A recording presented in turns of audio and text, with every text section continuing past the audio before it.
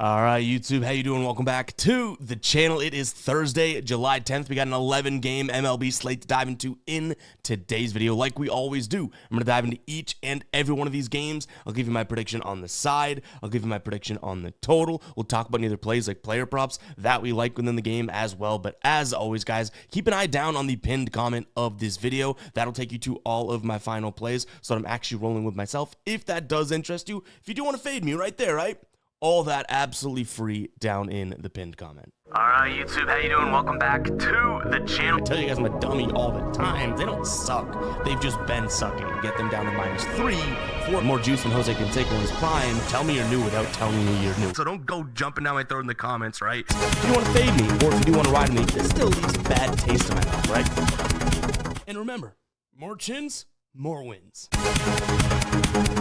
So yesterday we had a lot of plays. We won a decent amount, we lost a decent amount, but we do end up 0.7 units in the red. So essentially we just gave back what we made a couple days ago. Realistically, the glaring miss there was the Astros. Two of our bigger plays, Astros money line and Astros team total, well, they lost and they only scored 2 runs. So yeah, not exactly the best look from your boy there. But like I said, kind of a middling night. I'm not going to cry over, as I touch my eye, I'm not going to cry over 0.7 units of being in the red, but want to do a little bit better than that, right?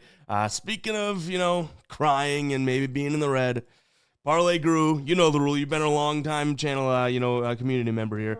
We'll drop the womp womp. The ride of the day does not come through yesterday. That being said, parlay guru did go on a nice little streak prior to, even with the loss included, still profits 1.29 units over his 3-day stretch, getting 2 of those plays correct. So shout out to parlay guru for the ride of the day streak, but all good things must come to an end. If you guys don't know what the ride of the day is, it's simple. It's some fun we do here on the channel. Just use that hashtag ride of the day down in the comments. I jump on board with one person's play each and every day and give you a shout out in the next video, win or loss. If you win, we continue to ride with your plays. If you do lose, you just saw it. You get the shout out, but you got to face the womp womp on the soundboard. So you know what? Enter at your own risk. But let's go ahead and dive into today's slate, guys. Hit that like button.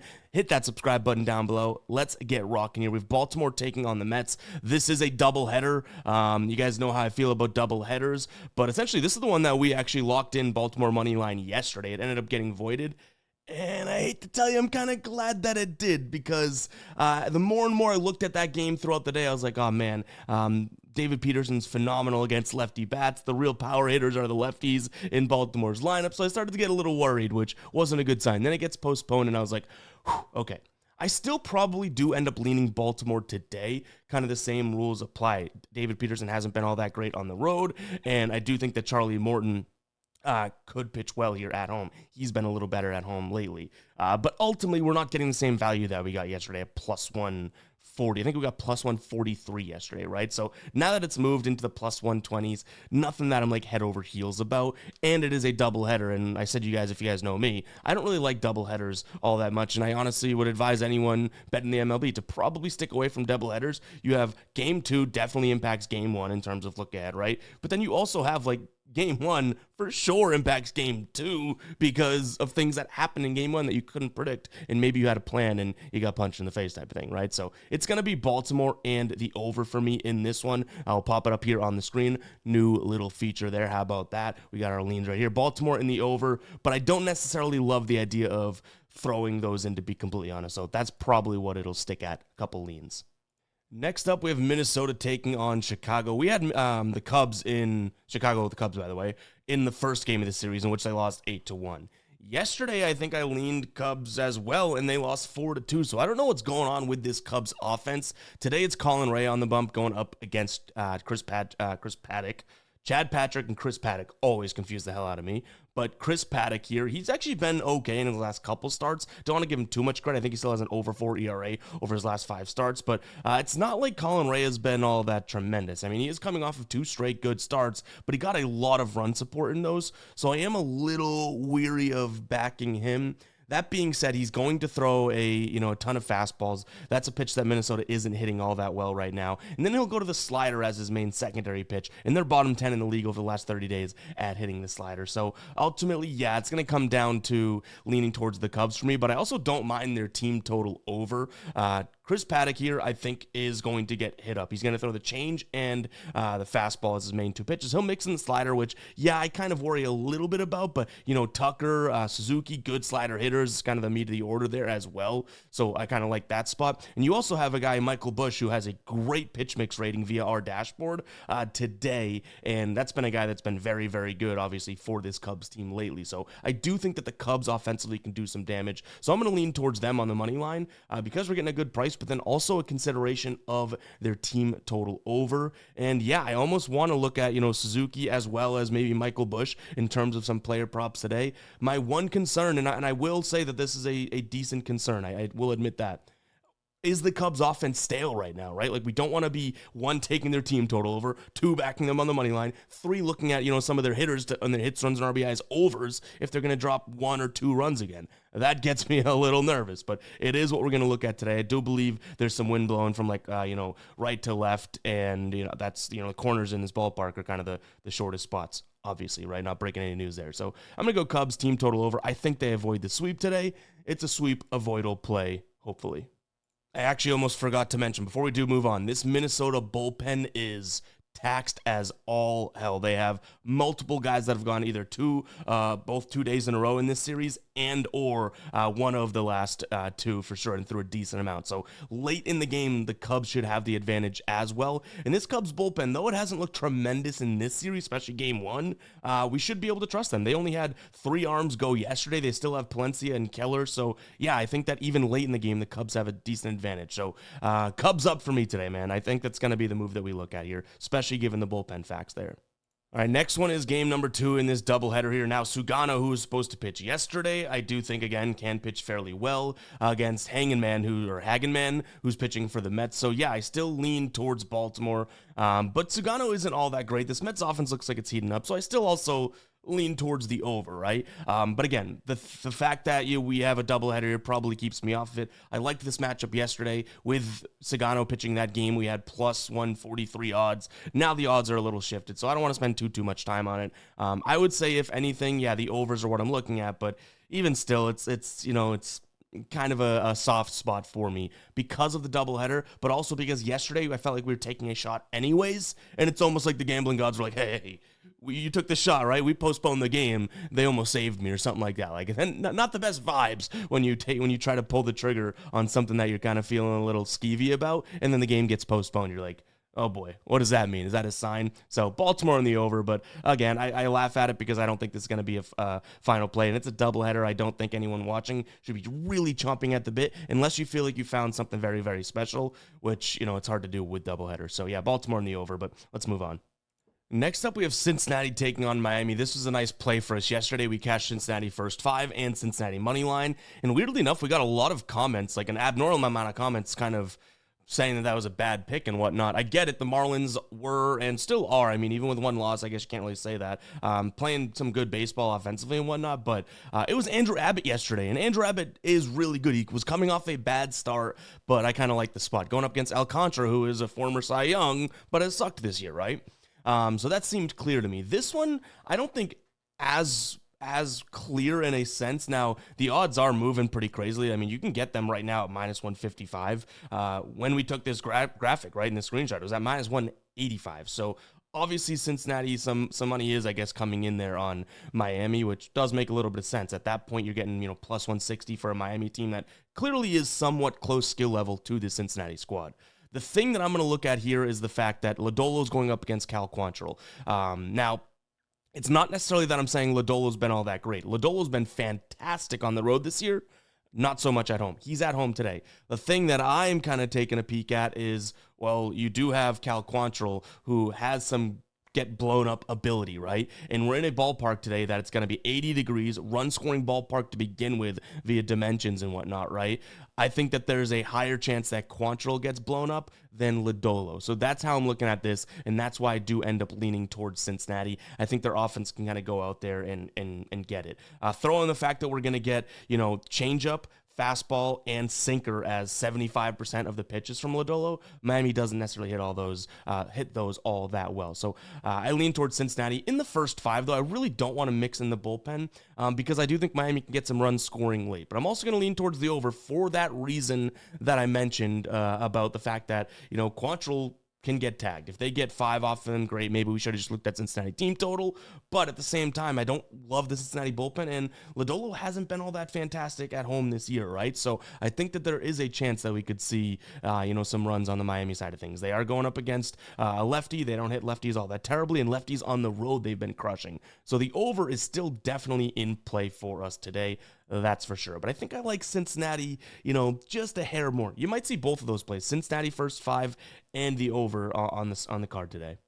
All right, guys, real quick, before we do continue on with the games, I want to talk to you about Sleeper. We talk about Sleeper a lot here on the channel because it is one of my favorite, if not my favorite, DFS player prop app out there. Today, they have a free WNBA square for Aja Wilson, 0.5 points. Will she score 1 point? Yeah, even if you don't watch the WNBA, why would you not use a free square, right? 1 bucket, 1 foul shot, that cashes this. You're also going to get up to $100 of your first deposit matched, which is great. So you throw in $100, they will double that, and you'll go ahead and have, well, let's do the math, $200 of bankroll there in Sleeper. And what I love about them is all of the discounts. I'm checking them right now. They just have a bunch of discounts and promos here. For example, boom, they have a 35% boost right there. This one is a 50% boost on any 4+ MLB leg plays, a $5 protected play. You go through, you have a Manny Machado. They've knocked his points lines down, so that is a discounted square. You have Ramirez in the UFC. They've knocked down his significant strikes. You have Kelsey Plum. Is that her name, Kelsey?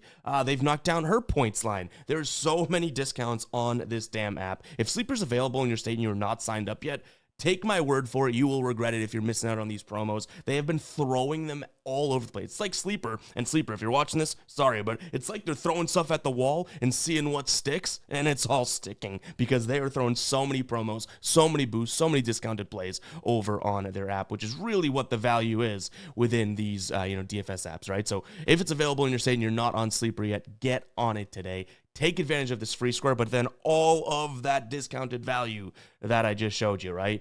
Go ahead and check that out. That link will be down in the description as well as the pinned comment. If you're just signing up through the App Store, use code GUYBOSSON. That's the way to get access to all of those promos and boosts and that free one that I just talked about. But yeah, that's Sleeper, guys. Go check it out. I mean, I've been using Sleeper personally for like 3 years now, right? So go check it out. That link will be down below in the description as well as the pinned comment. Time to get back into these games.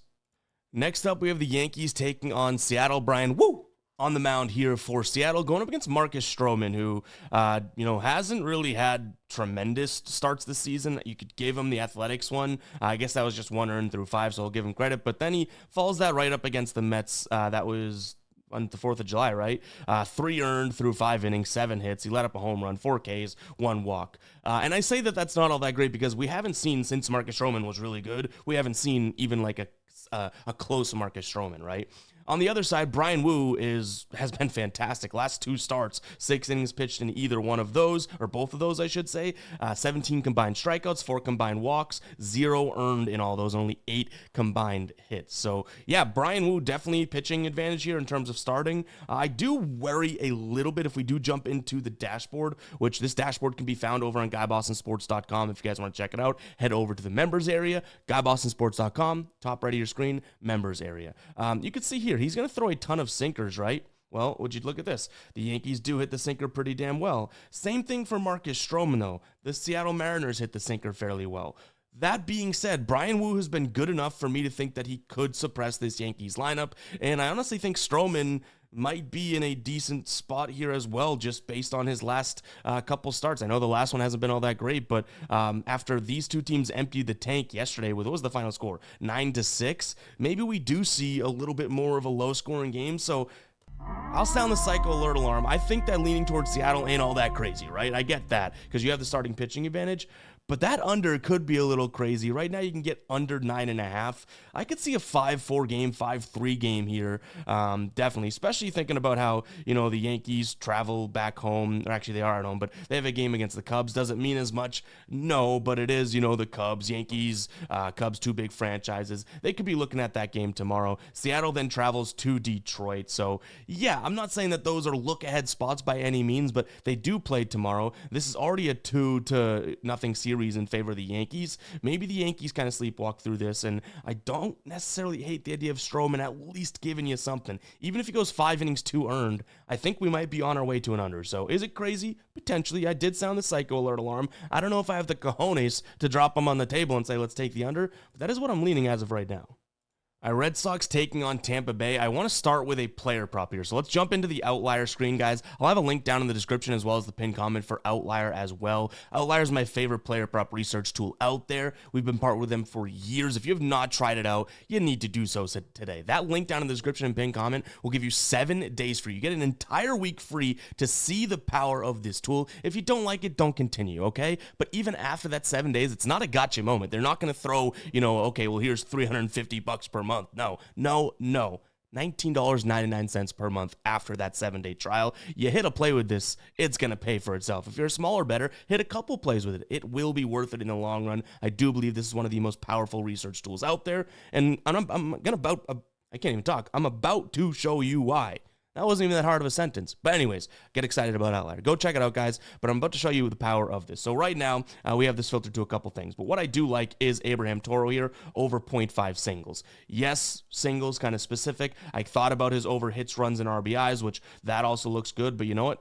Either one of these I'm kind of in on, right? So if we scroll down here, you could see him against righties. All right, not the best against Taj Bradley, but him against righties, average does go up. Batting average of balls in play. Hard hit percentage goes up as well. And Taj Bradley, you could see here, his hard hit percentage goes up as well. So looking for Toro to get some contact today. What it really comes down to, and I love this about Outlier, you could see the pitch mix, right? Fastball, cutter, splitter, curve is what we're going to get. The fastball, Toro has a 335 WOBA on the season, 15% K rate, right? Against the fastball, that drops down to 14.7. WOBA jumps to over 400. The cutter jumps to 400. He doesn't strike out against those. The splitter, same thing. Hasn't struck out against the splitter this year and has a 614 WOBA. The curve, okay, he strikes out more against. It's more of a strike pitch, right? Strikeout pitch. But the WOBA still at 404. So any pitch he sees today, he should see a damn good chance of hitting it. Now, that is maybe something to consider when looking at the hits, runs, and RBIs, because you can even see here against right-handed pitchers, look what he's done recently, right?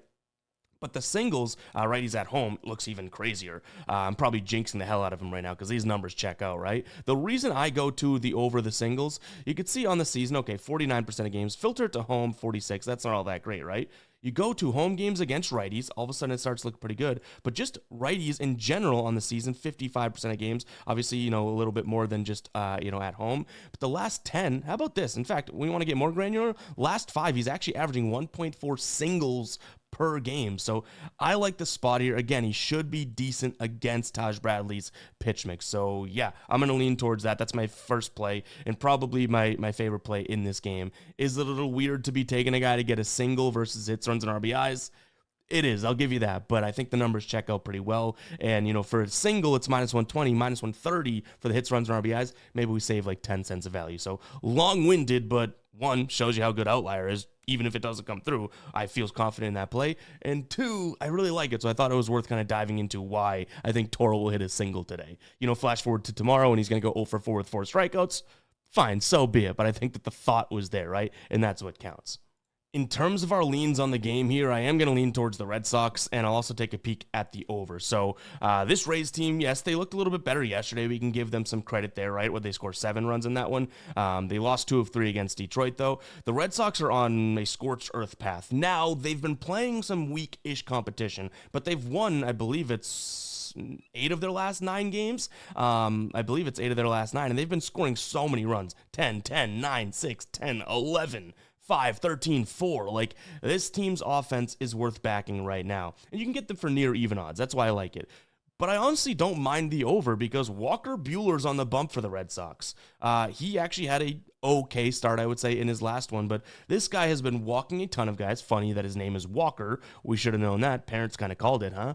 But to me, it's like it's not really backable. He's not a guy that I want to back whatsoever. You put guys on base. This is a decent Tampa Bay offense, averaging just under 5 runs per game on the road so far this season.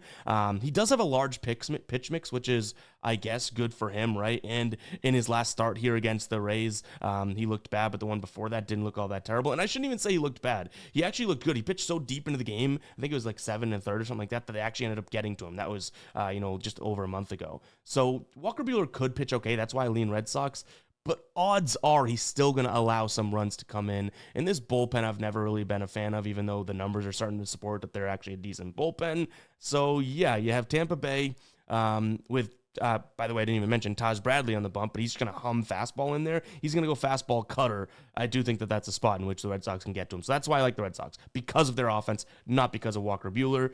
We've talked a long time about this game. Sorry, I'm a Red Sox fan. Love the nitty-gritty. But give me Toro to get a single, Red Sox, and the over. If you want to really minimize it and get, I guess, less of the idea that Tampa Bay could kind of fall right back to being not that great of an offense, maybe you take a peek at team total over, but I don't mind the over in the Red Sox in this one. So Toro in the over could be considered because it is Walker Buehler, man, and that guy stinks. All right, White Sox taking on the Guardians. Let's get this out of the way. Sounding the psycho alert alarm again in this video. I think this could be a White Sox spot. I don't think it's going to be that high scoring of a game, so I do lean slightly to the under as well. Logan Allen hasn't been all that fantastic, okay? Especially on the road. A 1.62 ERA, an expected FIP of 5.42, an average against of 280, strikeout rate and walk rate at 16 and 12. Not very good. Do I think that this is a really good White Sox offense? No, but they are a little bit better against lefties, Logan Allen being a lefty. White Sox coming off the win yesterday. It's not like they hit up Eric Lauer. They scored 2 runs. Baltimore just could not hit Hauser. But still, for the price that we're getting, I think it's Chicago. Again, it's kind of a fate of Logan Allen. Now, we have Jonathan Cannon on the other side of things. What a great name and what potential to be a good pitcher. But Cannon hasn't been all that fantastic. Most recent starts look okay, but he's kind of struggled at home. But, it's, again, this Cleveland offense is just nothing to brag about. Could you say they're back after that series against Houston? Maybe, but I almost think of it's like, okay, we finally got things back on track. Now they come out flat here, in a sense. It's kind of what I'm thinking. So do I actually, again, have the cojones to pull the trigger on White Sox? Maybe not, but the under could be something that I consider in this one. Reason being, I think at least one of these squads is going to struggle here. So I think that Cannon could pitch well against the guards.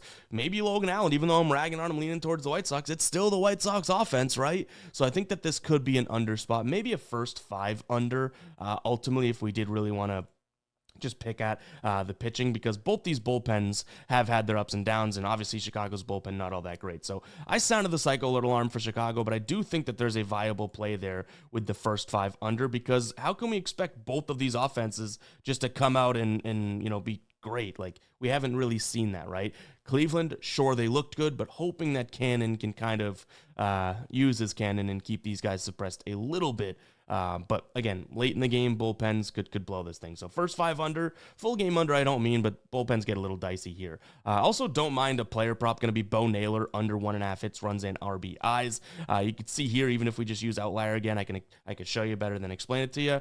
This season, he's hit the under in 71% of games. That's great. But what I like here is the fact that he's not that good against righties, right? His batting average drops to 173.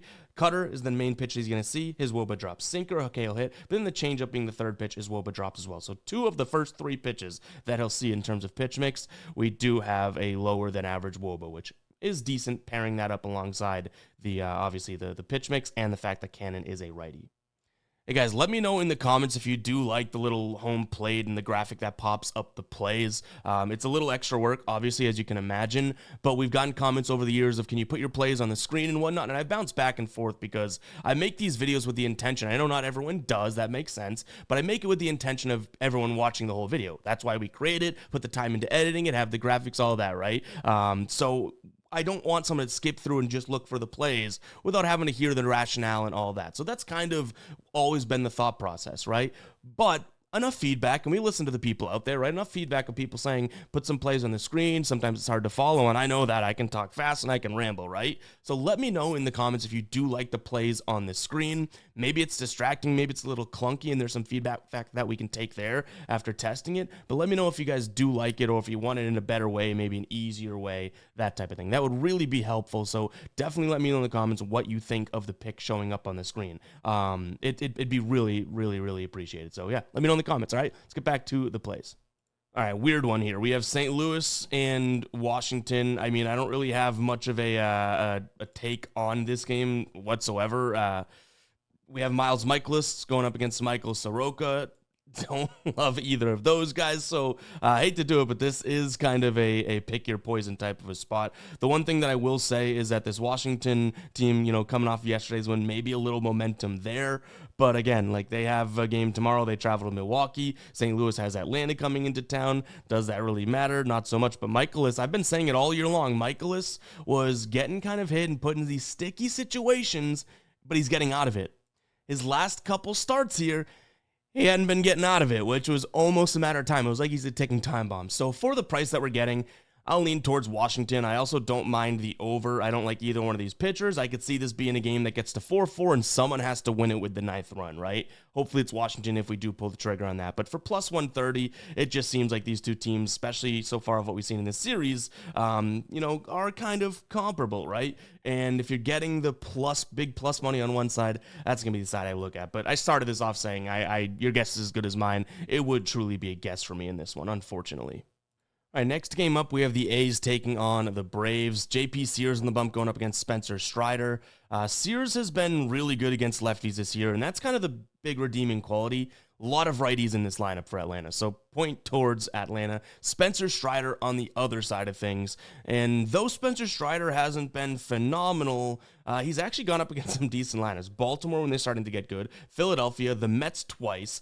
His last really, really good start was actually against Colorado, which makes sense, right? Colorado at home, 6 innings pitched, 0 earned. Now he's pitching deep into games, so even when you look at him, 7 innings, 2 earned, you see that 2 earned and you're like, it's a little bit too much, right? What I'm actually taking a peek at here is going to be, well, I guess Atlanta on the money line. That's going to be a spot. I don't mind the idea of their team total over, but I think it's a big number today. What I really do like is Spencer Strider backing him and his under-earned runs right now. For minus 125, you can get him under 2.5, and I do think that he's going to pitch fairly well against this, Athletics team. So that's kind of what we have. Last time he went up against this team was a while back, I believe, and he only had 2, I think almost like a couple of years ago, 2 earned through 6. That's obviously a little bit different. You could even argue maybe he was better last year than he was a few years ago, right? So yeah, obviously he hasn't seen them too much, so I'm not concerned about, or I'm not putting too much weight into that, I should say.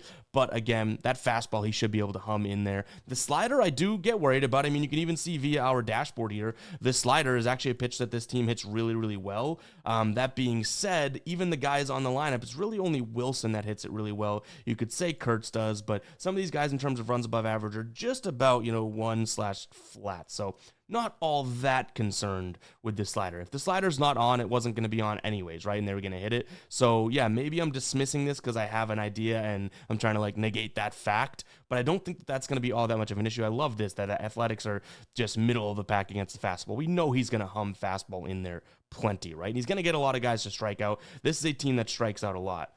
So I like his under and earned runs. I think that's a good way of taking him. But I also like Atlanta on the money line. You can see both plays as final plays today. That total, I have their team total over, but again, it's a pretty high number.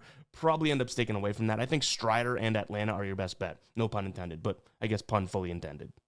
All right, next game up, Angels taking on Texas. We have Patrick Corbin on the bump going up against Jack Kochanowicz. I'm going to lean towards Texas in this one. We'll throw the graphic up here.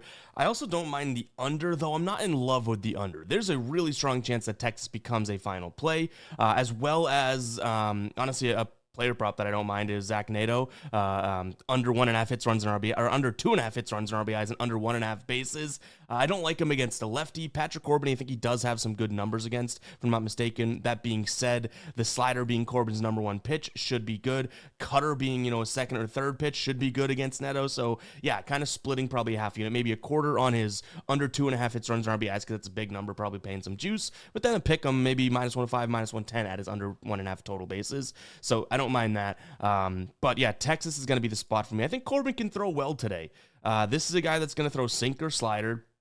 Neither one of those pitches I'm all that, concerned with coming from the Angels. And yes, they did score a bunch of runs yesterday, but ultimately this is still an offense that's, 11, 1, 6, 2, 2, 3, 3, 5, 3, 4, 4. It's not like they're putting up massive, massive numbers. But I don't mind the under either because I don't want to sit here and say that Texas's offense is so good or they're back or anything like that. They're starting to look a little bit better, but Kachanowicz I still do think could pitch okay. And when I say okay, I mean keep the ball in the yard, on the ground.